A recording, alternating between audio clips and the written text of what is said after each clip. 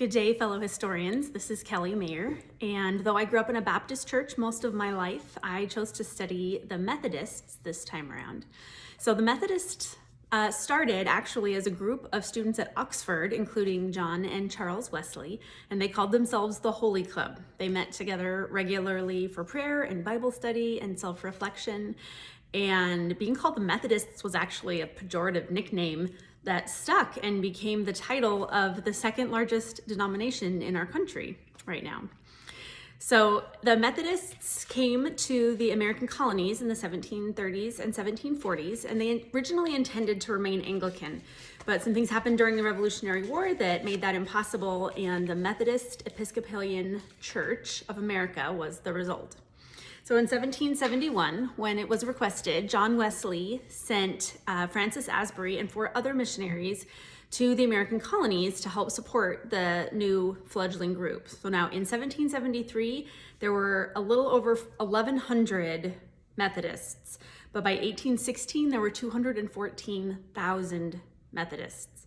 So Francis Asbury and Thomas Coke were the first bishops of the Methodist Church. They had each personally encountered God. They loved Methodist worship, embraced a disciplined sense of organization, and wanted to participate in a full expression of their faith. So these Methodist leaders ministered largely to poor farmers who had been not well cared for by the Anglican Church, partly because of the far-flung geography challenges. But this was met with circuit riders, itinerant preachers who were largely Methodist originally and cared for hundreds of parishioners with very few of them each. Some preachers had 100 parishioners each that they ministered to by riding from place to place week after week. And that accounted for a lot of the growth of explosion that happened in the first 45 years of the denomination. Well, during the 19th century, the political issue of the day that plagued everyone was slavery. Now, originally, in hopes of avoiding a split, the Methodist Church didn't want to take a firm stance on the issue of slavery, but eventually it became apparent that a divide existed, whether they wanted one to or not, and it was abolitionists in the North who were active in establishing the Wesleyan and Free Methodist Church. So many of these faithful men and women were also active in the work of the Underground Railroad. And while that was happening in the South, the Methodist Episcopal Church South was formed in Louisville, Kentucky. It was actually in 1915 that a Methodist minister named William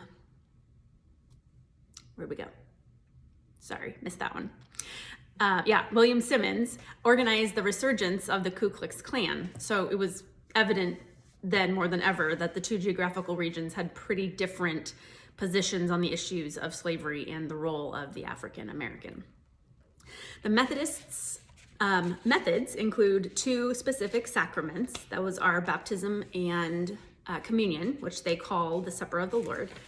Personal piety was expected, and missions work was closely linked with salvation.